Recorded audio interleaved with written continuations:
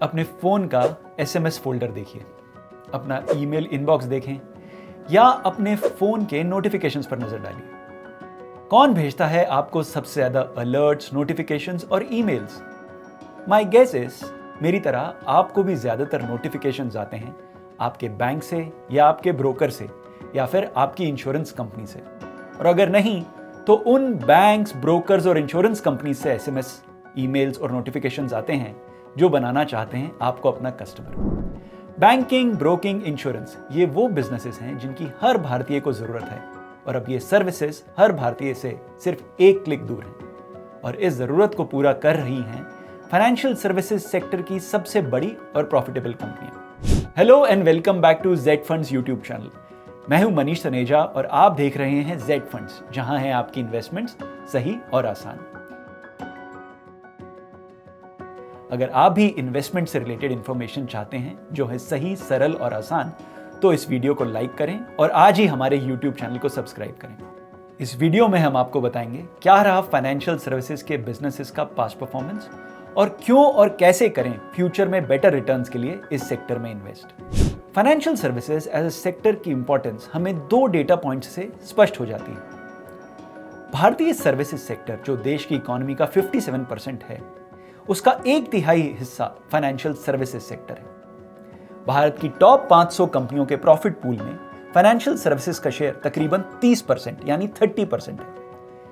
GDP और profit pool में financial services का डोमिनेंट शेयर इस सेक्टर की स्टॉक मार्केट परफॉर्मेंस में साफ दिखता है। जैसा कि आप इस ग्राफिक में देख सकते हैं, पिछले 18 सालों में जहां निफ्टी 500 इंडेक्स 10 गुना हुआ है, फाइनेंशियल सर्विसेज इंडेक्स 18 गुना बढ़ा है। क्या यह सेक्टर फ्यूचर में भी ऐसे ही रिटर्न्स डिलीवर करेगा? जी बिल्कुल। आप अपने आसपास देखिए, यूपीआई का यूसेज किस तरह से बढ़ रहा है। आज हम देखते हैं कि हमारे घर का स्टाफ हमें सब्जी बेचने वाला, गली के नुक्कड़ पे पान वाला और मॉल में गाड़ी पार्क करवाने वाला, हम सब के पास यूपीआई है और यूपीआई से लिंक्ड बैंक अकाउंट है। बैंक अकाउंट बनाते हैं लोन लेना आसान, बैंक अकाउंट बनाते हैं लोन देना आसान। बैंक अकाउंट यानी क्रेडिट कार्ड अब एक क्लिक दूर है और बैंक अकाउंट यानी इंश्योरेंस है एक क्लिक दूर। हमारे देश में फाइनेंशियल सर्विसेज एक ऐसा सेक्टर है जो कई सालों तक हाई ग्रोथ देखेगा।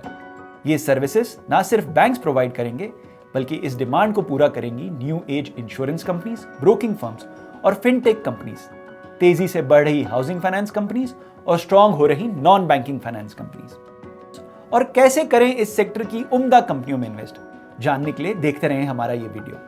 आगे बढ़ने से पहले मैं आपको बताना चाहूंगा, अब आप जेड फंड्स पे कर सकते हैं डेली सिप।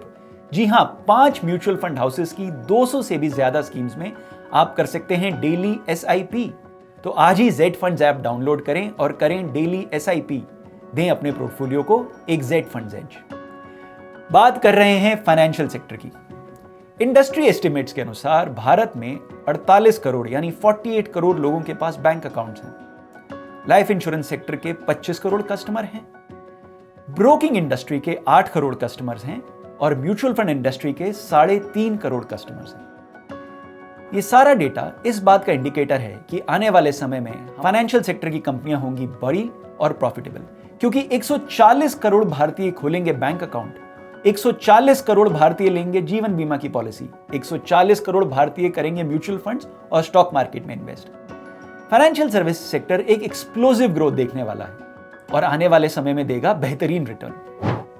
कैसे करें इस सेक्टर में इन्वेस्ट? म्यूचुअल फंड्स इस सेक्टर में इन्वेस्ट करने का सबसे अच्छा तरीका है और फाइनेंशियल सर्विसेज के म्यूचुअल फंड्स की कैटेगरी में बंधन म्यूचुअल फंड लॉन्च कर रहा है, बंधन फाइनेंशियल सर्विसेज फंड। इस फंड का एनएफओ 10 जुलाई से शुरू हो रहा है। बंधन म्यूचुअल फंड भारत के सबसे बड़े फंड हाउसेस में से एक है। यह फंड हाउस तकरीबन 1,20,000 करोड़ के एसेट्स मैनेज करता है।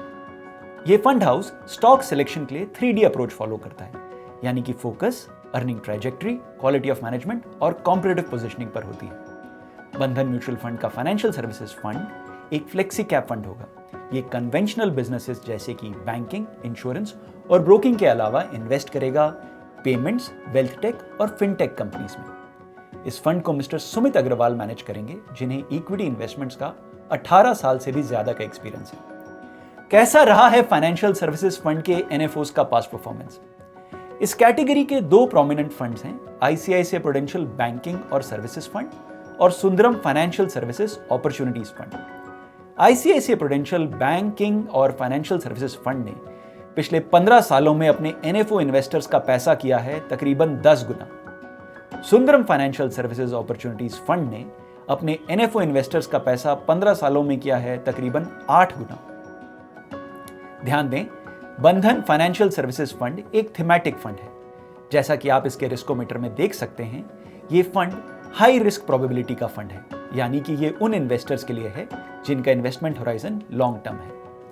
क्या बंधन फाइनेंशियल सर्विसेज फंड है आपके पोर्टफोलियो के लिए सही? कितना एलोकेशन हो इस फंड में आपका?